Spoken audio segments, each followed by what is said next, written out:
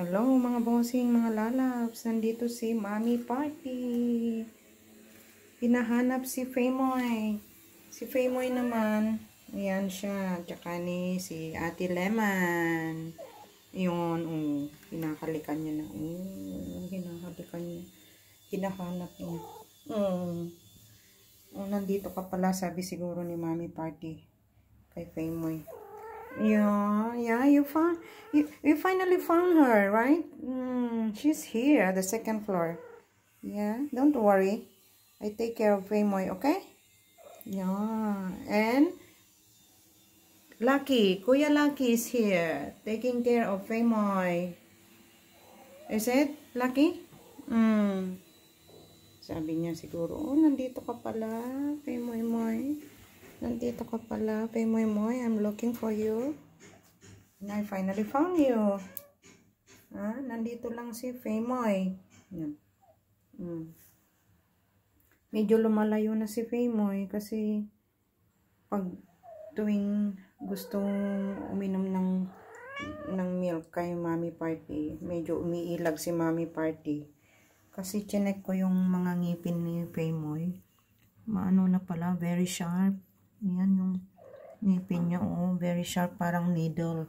Nasasaktan siguro si Mommy Party. Kaya yun siguro ang dahilan na medyo umiilag. Kasi nung isang araw, natagpuan ko siya na parang nabagbag ka ko yung damdamin ko kasi ina-isolate niya yung sarili niya dahil umiilag ang kanyang nanay, ang kanyang mami.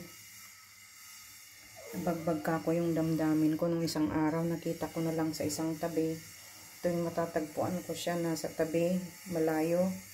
Hindi na sila magkatabi, ganun. Ayun pala siguro nasasaktan yung si Mommy Party tuwing dumidede si Faymoy kasi very sharp yung kanyang mga teeth. Very sharp ng kanyang mga teeth. Magtatatlong buwan na kasi. Ayan, sinusundo na. Okay. Go with Mommy. Come on. Faymoy. Mommy come to pick you up. She come to fetch you. Yeah? Ayan. Yan sila. Hinahanap niya din. So, alam din niya. Kung baga nasasaktan lang pala siya na ano. Yun ang ano ko. Disclaimer, yun lang ang parang pagkaano ko dahil yung na-notice ko, medyo umiilag si Mommy Party pag iinom na, pag tuwing pupunta siya sa attic. No, don't go up there. I can hardly find you over there. No, baby. Come on here. Come on here. Don't go up in the attic. Gusto niya umakyat sa attic. Mahirap hanapin. Pag doon siya umakyat, ang daming mga ano doon, nabubot. Yeah, Mommy is here. Come on, stay with Mommy. Yun siguro, mga lodi, mga bossing. Napag-isip-isip ko na dahilan ni Mommy Party, I should say, na umiilag siya. Pero alam din niya pag gutom si Faymoy.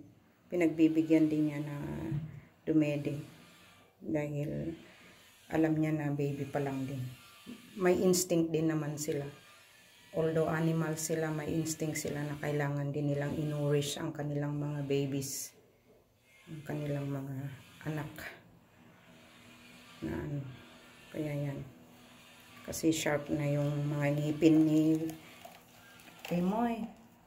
Mahahaba na yung mga ngipin niya. Parang mga perdible. Chinek ko. Yan.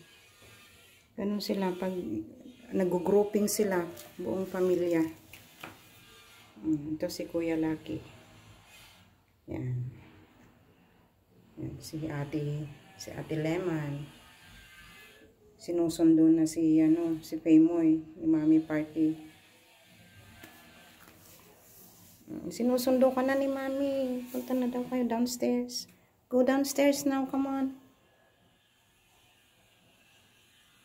Pinapababa ko sila kasi posibleng pupunta sa attic. Ito, makulit na to. Mahirapan akong maghanap sa kanya. Ang delikado kasi pag sumiksik siya sa mga ano doon. Mahirap. Yan. Mahirapan akong mag-ano sa kanya. Baka maipit. Okay, let's go downstairs. Come on. Go, go, go. Follow mommy. Follow mommy. Come on. Yeah, good girl. Bye. See you next time, everyone.